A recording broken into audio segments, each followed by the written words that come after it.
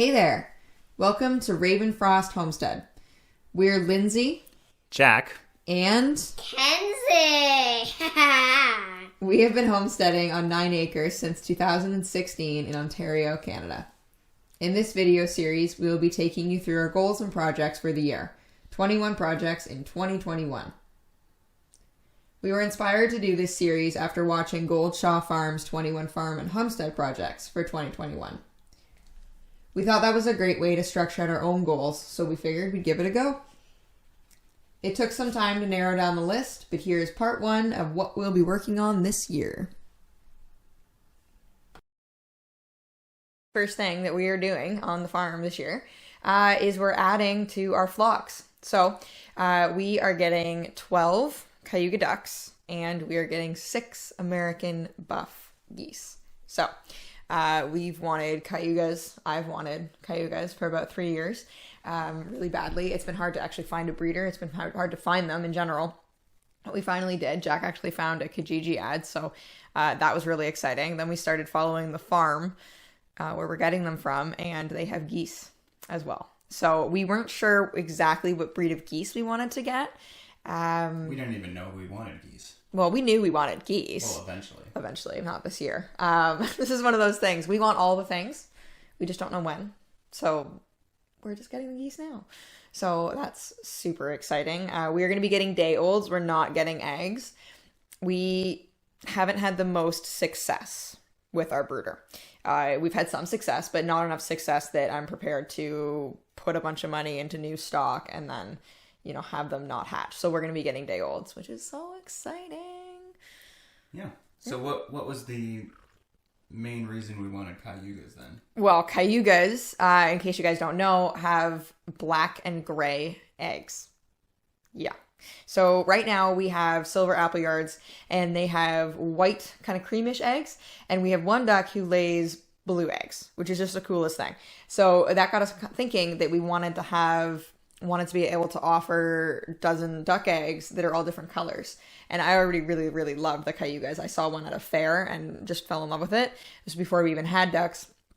And yeah, so when we realized they had black eggs and gray eggs, and they don't have them all the time. What is it again?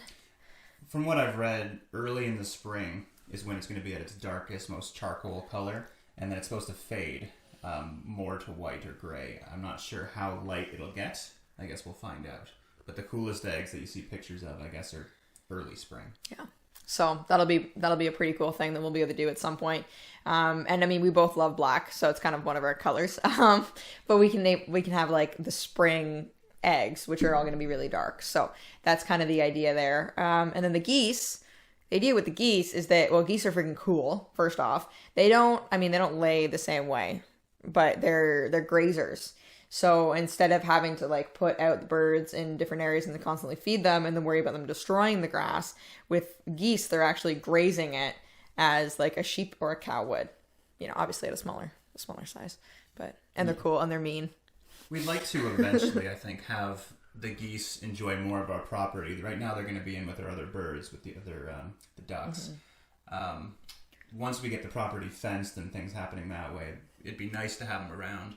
They can scare off visitors as they come down the driveway. Yes. Welcoming crew.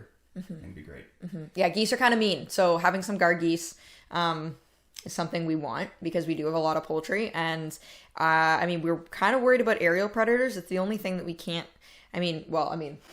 we could be better set up for all of the predators, but aerial is something that we haven't really covered. So we're hoping, given that we've seen eagles here, like full-blown, bald eagles, that if we've got some really big birds, then we won't have to worry about the aerial predators so much. And again, knock on wood, we've been pretty lucky with predators, but... Yeah, we've seen a Cooper's hawk visit quite a bit. They haven't tried going into the fenced yards for anything. Northern harrier, we see that every year. Eagles do fly over, so we'll see what we're in for, but hopefully the size of the geese helps things. Yes. That they'll think twice about it, maybe. Yeah. I saw the eagle the one time, but it was also being chased by about 40 crows, plus our raven family, and it was really obvious that something was going down. So at least we have that kind of like local neighborhood watch they don't like the eagles. But this bird was huge. I mean, I brought dogs inside. It was big enough. I was worried.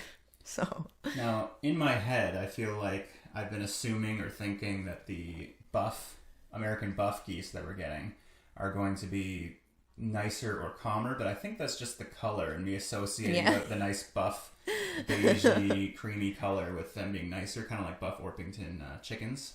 I don't know that that's a fact. Now that I'm saying it out loud, they might be super mean. I mean, we've been seeing a lot of videos too. We've been doing some research, and quite often they seem to be pets.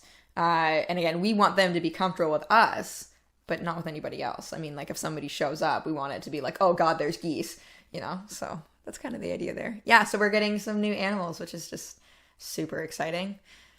Yeah. Ducks and geese. So the next thing we're going to work on isn't farmy exactly. It's not directly related to the homestead, but it's something that we're going to be showing all the time, and it's going to have massive effects on everything we do. So we are working on a basement reno. We've been working on it on and off kind of all winter, but we have to finish it. There's so many projects that we have going on that we desperately need extra space for. We'll have to do a tour at some point, but we're not in the largest of farmhouses. It's an older house, we think probably like 1930s, and it was renovated before we bought it. I mean, probably for legal reasons, we can't go into too much of the history, but the basement isn't finished. So 4 feet up, everything's torn back to the studs, and it's something that we have to complete, and we always assumed that we would have completed it before now, to be honest. But it's a lot of work, and it's been winter, and we can't take the stuff out of the house. So finishing the walls, getting flooring down, and being able to use that space more than just for storage. So that'll be a big thing, because we're in a 30 by 25 foot house. Yeah. So it double it. Yeah. That downstairs space. It's a little short in spots with the vents. I'm okay. I've got no issues. I'll be bumping my head, I'm sure. Yeah. We have some ideas of things we're going to do down there. Some of which will definitely be interesting and video worthy. Yeah.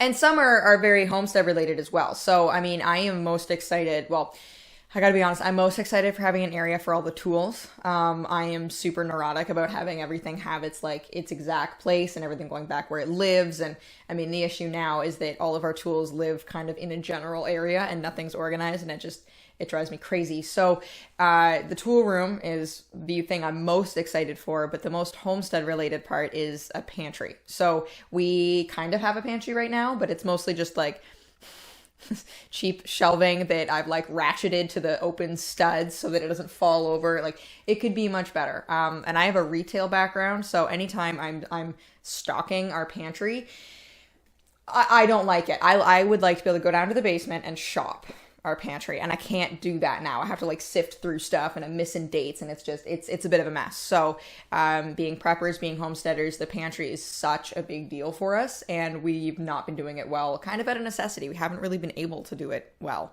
So that's a big part of why we're renovating the basement. And you've got some projects on there too. Yeah, we'll be probably producing some mushrooms in a little grow tent we're going to outfit the for eating it. kind. The eating like food, gourmet mushrooms. You know what I'm saying there? Yeah, not the drugs. No, not that I'm too old have anything against it, but yeah. So we're gonna do gourmet mushrooms. We'll be have an area for brewing some beer. Mm-hmm. We've got homemade soap that we're gonna be making down there. Mm-hmm. Different projects. Having a space that we can use for that rather than our main table in the house will be a benefit. Yeah, we don't use the dining room table for anything but projects, basically always. So it'll be nice to have some space and a laundry room that fits better for us, because I mean, anyone who knows anything about homesteading knows that it's like mostly mud and shit. So having a better setup for all that will be awesome. So you're gonna be seeing some of that. For those of you who don't know, which is probably everyone at this point, we live in an extremely high wind area. I mean, like when other areas are getting warnings for like 80-kilometer-an-hour winds and everybody's flipping out, that's just like Tuesday for us. I mean, we can see, was it 13 or 14? At least 13. At least 13 windmills from our place. So it's constantly windy. It's several times a year we get over 100 kilometers an hour sustained winds as just being like, oh, it's a windstorm. So you'll be hearing about the wind basically with every one of these projects, especially in the spring when it's pretty volatile out there. Trying to build stuff in the spring when you're most busy and trying to get stuff done, and you have to keep weighing stuff down so it doesn't blow away. It'll be entertaining, but it's not fun. No. We have to take the wind into account for literally every single thing we do. There's not a single project. I mean, unless it's inside, but even then, I mean, we don't even get roof leaks in a friendly way because of the wind. So it's something that we have to think about constantly. So putting in a windbreak, and not just any windbreak. I mean, most people think, okay, a row of trees. You're going to put in a row of trees. That's not going to do it. We have seen those windbreaks up here, and it almost makes it worse because now the snow and everything's just concentrated in a different area, because it's not just the wind for us, it's what it does with the snow. So, I mean, to show you some pictures of the things we've had to deal with in the past, but I mean, when an 8-foot fence means nothing because of the snow, that's a whole other thing you got to deal with. So 3 rows, we're thinking 3 rows for most of the property. It'll be hundreds of trees you're going to be seeing us plant this spring.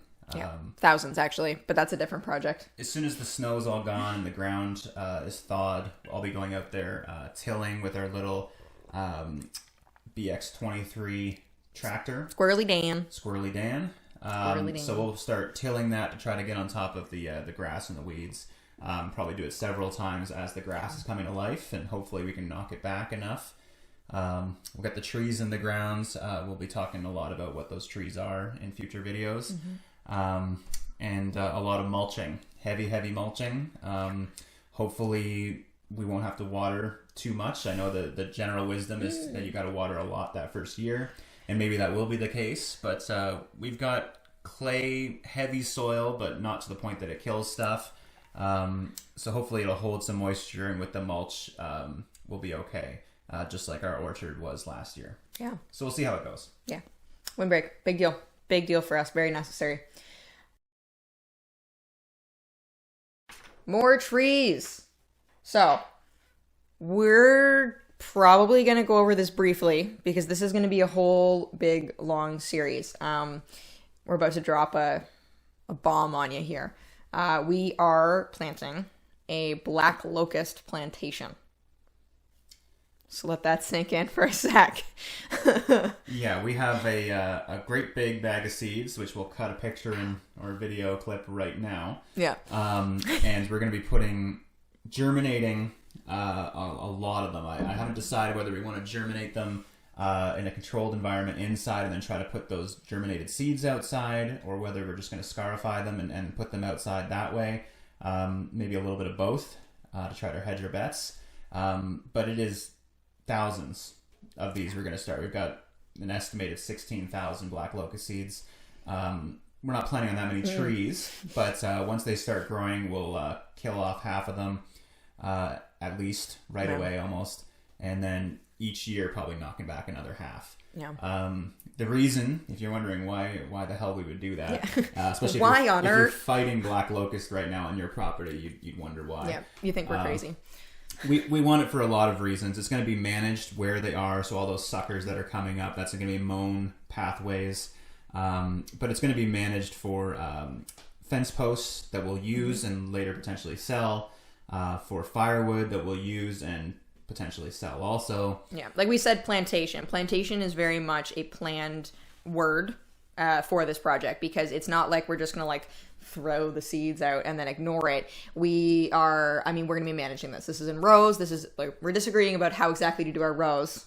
We'll do more videos on this. But it's going to be a managed plot. So it's not going to be on the edges of the property. It's not going to be in any way that's going to negatively affect anyone else. everything you've heard about black locust isn't all true either. So we're going to do lots and lots on this topic. I mean, the biggest reason why we've chosen black locust, though, let me just grab her. Just stick that in the camera. So this tree, this is the black locust. It's a little worse for wear, but... Yeah, our cat likes to eat it, apparently. He's a shit. But we planted this, what was it, Boxing Day? I germinated it on, right after Christmas. On Christmas morning or something. And this is already, I mean, it's really hard to tell. It's way bigger than the frame. Like this, it's, I don't know, 2.5 feet? This thing has been completely defoliated Several times. at least twice. And it's still kicking ass. It's just, there's a reason people consider it a weed. It grows so well. And it's not even flimsy. It hasn't had a fan on it. Normal things you'd have to do for plants to be okay inside. It's just powering through. And it smells nice. Yeah. So we need trees that are tough, that are going to grow fast, and they're gonna be okay. Yeah. I mean, our property has been ignored for somewhere between 10 to 20 years. We don't know exactly how long. And if you've ever seen fertile soil that used to be pasture and field get left for that long, I mean, you've got stuff growing up immediately. You've got your poplars coming in, you've got your sumac coming in, you've got all kinds of things coming in. We don't have any trees. I'm like pointing out the window that you can't see. Nothing's grown. I mean, it is a very harsh environment here. So we need something really tough. We need something really good and fast. It's basically fields of milkweed. Milkweed. Which is good. Yeah. But I mean, we're going to have to start taking back some of the land from the milkweed. Yeah. We've done our part for the monarchs. Yeah. Thousands and thousands of milkweed plants.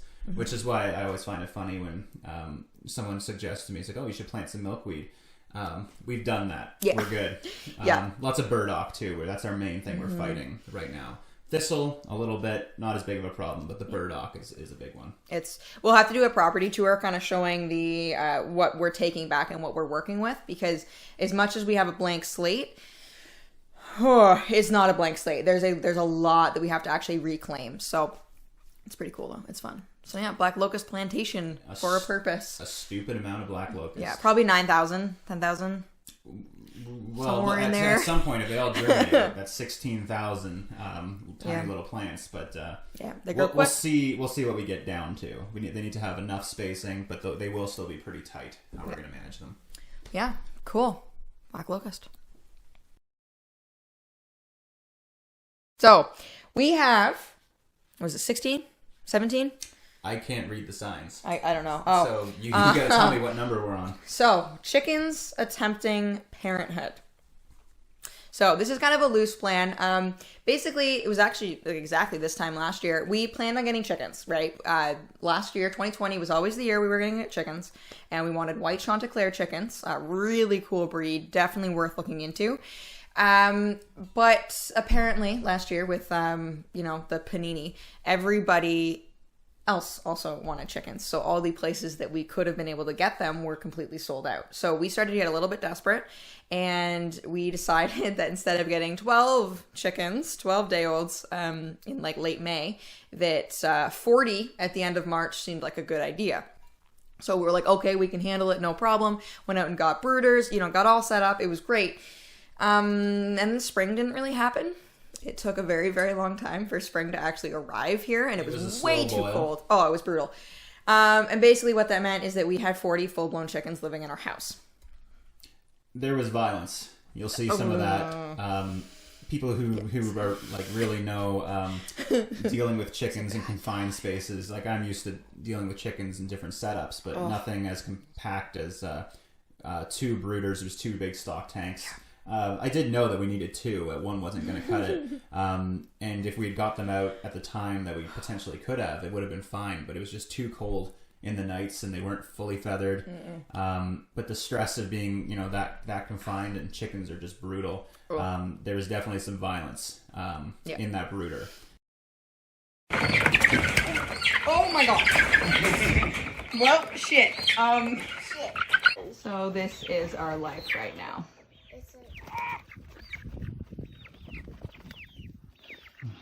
Get off. Are you serious right now? You're absolutely covered in shit and you just jumped all over me. Yeah, you're next. So we eventually got them outside. They were all good. We didn't have any losses, actually. No, well, we had one that was micro, but she failure to thrive. Yeah. It was just wasn't growing well and was not doing well. But she had a nice good week or two outside being a chicken, before she passed. It was actually D-Day for her, and she passed on her own. So that was our only chicken loss that didn't go to the freezer. So, but generally with chickens, like, we like having chicken in the freezer. We like eating chicken. We like having it. What we don't like having is 40 chickens in the living room for 3 months. So we are going to attempt to let the chickens do it on their own. Yeah, if we find that there is a broody enough hen sitting on some eggs, assuming the timing works out and that it's not going to be too cold still, we'll be happily letting them do that. We have a lot going on this spring, as we're outlining right now.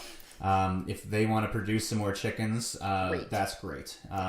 And we'll stock up our freezer that way. We probably are also likely going to be doing some more culling of the hens we have. At first, we just kept all the hens and got rid of the majority of the roosters. Well, chicken math didn't work in our favor in that. Somehow, you get 40 birds, you think you're going to have about 20 males, about 20 females. No, we had way more roosters than hens, so that was fun.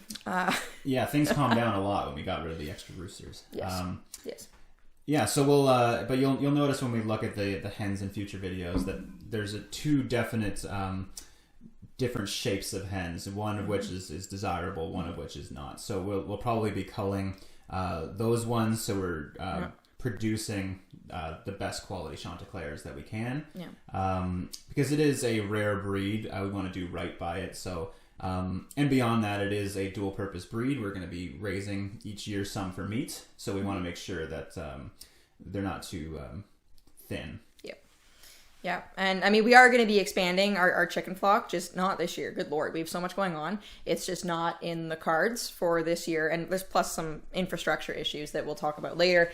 But for as of right now, we would like to keep eating chicken.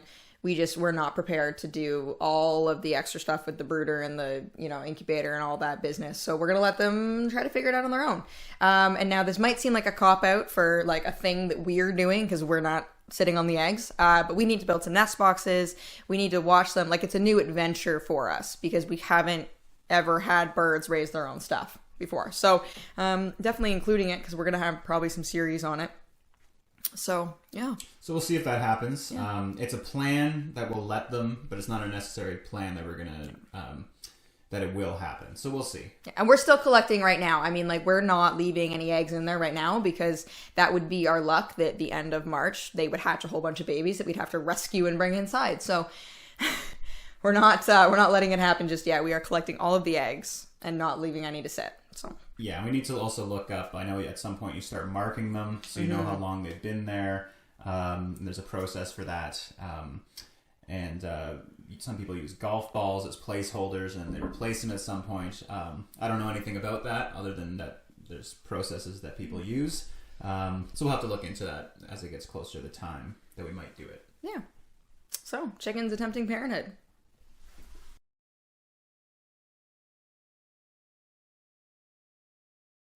So, we have currently a flock of 11 silver Appleyard ducks. So, we got these guys in the fall of 2019, and they're amazing. Ducks are just the best. I absolutely love ducks. These guys aren't show quality, but they're what we have to work with. So, at a later date, we'll be adding some show quality birds, but as of right now, they are here for eggs and they're here for meat. Now, last year, we mentioned this a little bit earlier, we had a bit of a incubator mishap. So we put 24 duck eggs in, and most of them seemed good. We thought we were going to have a whole bunch of ducks. 5 hatched. 5. That's it. So we are not putting a whole bunch of stock in our abilities with the incubator just yet. We're going to try it again this year. We're going to try it with the ducks. But the idea is that we're going to have a small meat run. Because last year, because we had such terrible success, we didn't have any duck meat.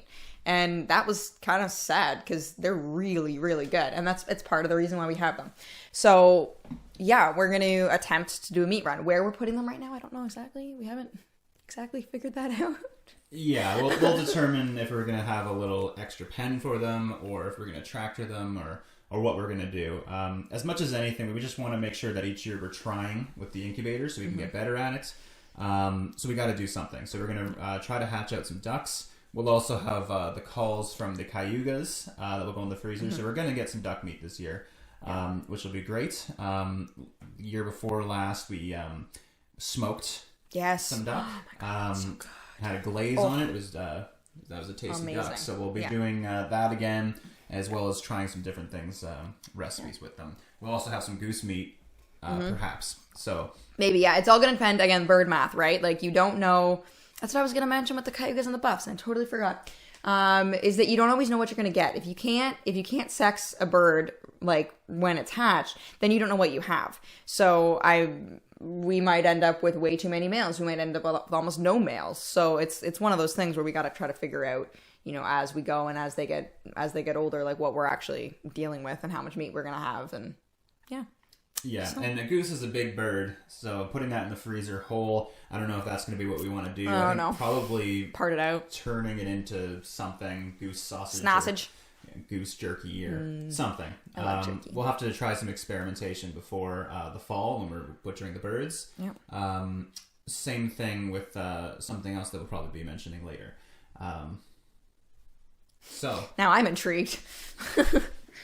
Cool. Yeah. So that's turkeys. Oh, right, yeah, the maybe turkeys. We might be getting turkeys. We don't know yet.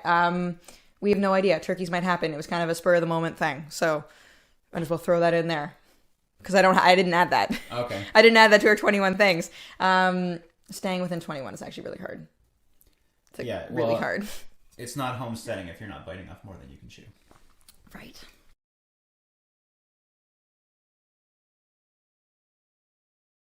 So this one, we've already had to start a little bit as necessary. We need to repair gates and we need to repair fences. So we put in a whack ton, like an absolute ton of infrastructure last year. And then our winter just kind of fucked it all up. So I've already posted, and I'll link to it, but we already posted a repair we had to do because we had a gate just absolutely get destroyed. And then when everything thawed, it just fell over. So, I mean, that's not keeping anything out. There's some repairs each day with the gates all shifting and moving around and breaking and not lining up the latches anymore, and the ice building up underneath them, and each day the gate would slowly angle upward until it was at a 45-degree angle up from the hinges. No bueno. And then finally snapped. We needed it to last like another week, and it just couldn't do it. Can't blame it. It had a hard day. It tried real hard, and it did a really good job. But there's definitely some infrastructure things we have to fix. We'll be straightening some posts and fixing the different gates and probably enhancing them. And putting in some pavers. That was honestly our biggest issue, was that when we were trying to clear the snow, we couldn't get right down to where we needed to because everything froze. So we're probably going to be putting some pavers underneath all of our gates and everything so that we can actually clear right down.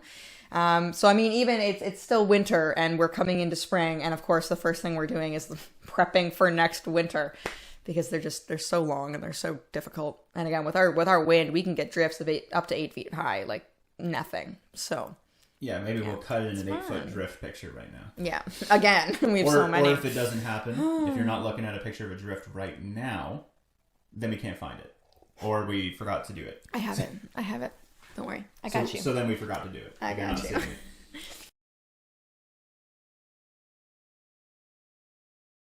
As you guys have probably seen from our other social media, we have a great big huge bank barn. What you haven't probably seen is that it's absolutely falling to pieces. So it's full, and I mean full, of old hay and straw.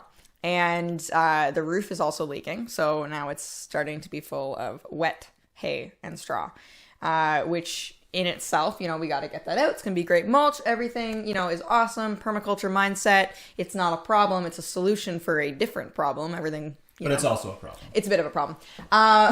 Because the issue is that it's starting to get wet and, we're worried. We're probably needlessly worried at this point, but barns do spontaneously combust from exactly what we can see starting to happen. So we have to get it out pretty quick. This would be an easy job with a tractor, except for immediately in the door, which is also busted. So the door just like exploded in a windstorm. That big, beautiful barn door it doesn't really exist. So we have to fix the door first thing. And the floor immediately inside the door also has a bunch of holes. So because the water's been getting in there, it allowed it to actually like rot out. So we have to repair a floor, an area of the floor. We have to repair a door, and we have to take out all the old hay. So this is going to be a very long, interesting project. Yeah, and I mean, like, very necessary though. We need the mulch anyways. We're putting in so many trees, so we need it to be used anyways. It would be super easy if we could get the tractor in there and just scoop it out and drive out of there. That would be so nice. As it stands, it's not safe to get the tractor in, even our little baby tractor, Squirrely Dan. Dan. We can't do that even if we fix the floor, which we will, or patch it. So we have to basically cut a hole in the side of the barn and pitchfork all the rotted hay out that hole, and then take the tractor and scoop it up from the ground level, which is right now in the chicken pen. Yeah. So those chickens are going to be bummed out. They're going to be inside those days. Yeah. And we'll try to rush and do the job. It's, as with everything, it's going to take a lot longer than we think. Yeah. So we'll see how it goes. It's got to get done before we're really planting, though. Yeah. So pretty soon, but we kind of got to wait for the heaving to end too. It's one of these projects that we have to get done this year, so you will see it to some degree. We're also curious what we're going to find in all the hay, as the continuation of the history of this property that we probably can't get into too much. We might find some treasure in the hay. It's possible. Probably just rotted car parts, but we might find some things. So probably rotting rats. That too, yay. And we'll be wearing all our PPE. Nobody worry. We understand that there can be some dangerous, nasty stuff in old hay, which is why we didn't do this project last year, because we didn't have our PPE, because all the PPE was sold out everywhere in the whole world. So thank you, Panoramic. Yeah. So barn project going to be a big one. Possibly a wall too, but only if we need to. We're gonna hold on that one as long as we can. So yeah, cool. A pet project of ours, because we're always planting stuff, is propagating trees and shrubs and flowers and God knows what. So we've had it in a certain area. We've got all these beds. We've got, like rows of baby plants and trees and everything. And it's starting to become in the way. So where we put everything, we want to put all kinds of other things. So we are just going to be kind of prepping a propagation and nursery area. So yeah, it's going to be mostly just going to be a garden bed right now. Yeah. We're going to do hardwood cuttings. The softwood cuttings we'd like to get into, but then you got to deal with keeping the humidity there, which means a structure on top, which means it could blow away. We also have mist heads in that whole system to set up for the intermittent mist system. So we're just not there yet because we have hard water too. It's well water, so there's the filtration situation we got to deal with. So hardwood cuttings, we're just setting it up right now for that. Yeah. The biggest thing is just going to be prepping a small area and then moving what we've already built. So, because we need other things to go there. Yeah.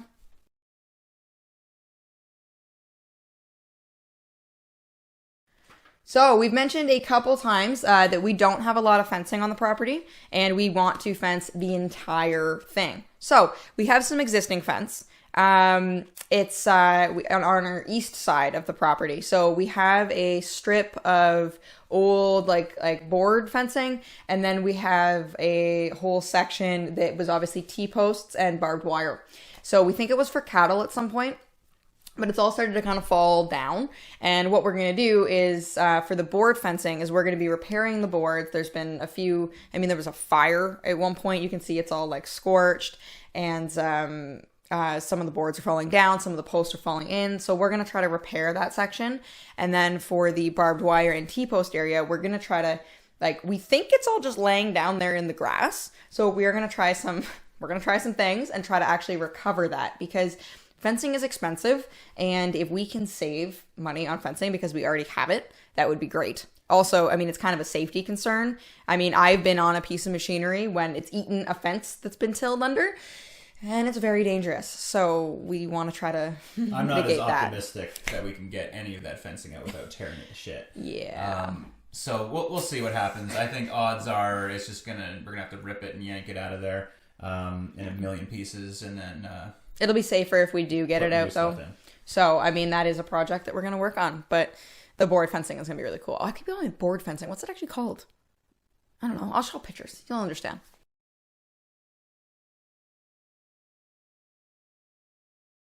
So this one, again, is slightly not homestead related, but it's also very necessary. So as we talked about with the nursery and propagation area, we have some things that are in the way of other projects we want to do. And one of the projects is actually creating a backyard. So this is going to sound kind of silly. We're on almost 9 acres, and like, what do we need a backyard for? Well, we don't have a backyard. We literally, when we moved in, we just started doing stuff everywhere, close to the house, just everywhere. And we started to realize last year that as we had a tiny little bit of free time when we wanted to just go out and relax, we didn't really have an area to do it. We had like a parking lot area. We had an area where we conducted like some of our training stuff. We've got our garden area. We've got our dogs have a great big yard. We had a duck yard, and then we had, like that was it. So we don't really have an area that we can just like go outside and have it be semi-private to have a little, like barbecue or, hang out or just not have people looking at you. I mean, we don't live that close to really anyone, but there is a road, and I don't know, like there's no trees or shrubs on this property, almost none. Yeah. So it's basically very exposed. We're going to be working on fixing that this year, but definitely having an area other than just on the deck where we can have a barbecue. We've got a fire pit that we've been using, but it's also kind of exposed, and it's with the wind, it's limited time so we can actually use it. Yeah, that's a good point. That's part of what we're doing is we're creating kind of privacy screens, but it's going to be mostly for the wind. I mean, that's the biggest thing, because you'll get this beautiful, beautiful, like 25-degree day, sun's out, everything's great, and it's so windy you can't enjoy yourself. So we are going to try to create a bit of an outdoor oasis. I mean, we say it's not homesteading. Like, we're probably going to have like lavender, and we've got some ideas for plants and stuff that we are going to be harvesting. I mean, everything we do kind of ends up being homesteading. So, we'll see. That's kind of more of it's further down the list of a project to do, mostly because it doesn't have to be done first thing in the spring. It's, we can do it later. So yeah, cool. All right. So that is the first half of our 21 things. We've done 11 of them. We have some bonus ones at the end of the next video because, of course, we can't do only 21 things. So, that's part 1. Stay tuned for part 2. All right. Bye.